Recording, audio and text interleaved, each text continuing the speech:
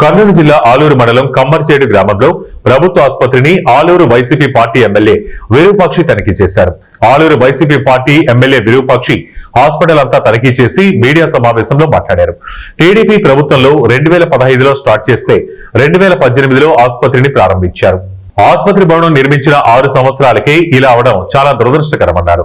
ప్రభుత్వ డాక్టర్ ఆసుపత్రి భవనంలో ఒక్క రూమును పరిశీలించిన 2 నిమిషాల సమయంలోనే భవనం పైభాగంపై పెచ్చులు ఊడిపడింది. హాస్పిటల్ పైకప్పు భాగం మొత్తం ఇదే పరిస్థితిలో ఉందని మీడియా సమావేశంలో ఎమ్మెల్యే పేర్కొన్నారు. ఆలూరు మండలం కమ్మర్చేడు గ్రామంలో ఈరోజు మనం ఇక్కడ హాస్పిటల్ విజిట్ చేసినాము. ఈ బిల్డింగ్ కన్స్ట్రక్షన్ 15లో ఈ కూటమి ప్రభుత్వం 15లో స్టార్ట్ చేసింది. 18లోన హాస్పిటల్ హ్యాండ్ ఓవర్ చేసినారు హాస్పిటల్కి. ఈ రోజుకి దాదాపు 6 సంవత్సరాలకే ఈరోజు అసలు బిల్డింగ్ అంతా కొలాప్స్ అయిపోయింది.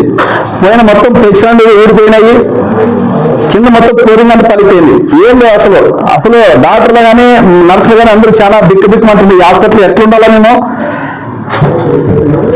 మా మీద ఎప్పుడో పడుతుందో అనే విధంగా నర్సులు కానీ డాక్టర్ కానీ పేషెంట్లు కానీ. ఎందుకంటే ఈ కమ్మర్చేడు గ్రామాలు చుట్టుముట్టు పల్లెలన్నీ చాలా గ్రామాలు అన్ని ఇక్కడికే వస్తున్నాయి.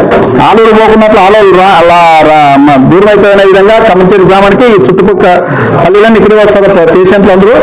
అలాంటిది ఈరోజు పేషెంట్లకి అసలు వాళ్ళు అక్కడ ఉండాలా అనే విధంగా ఇక్కడ రాకున్నట్టుగానే మొన్ననే 3వ తారీఖున ఆ రూమ్ లో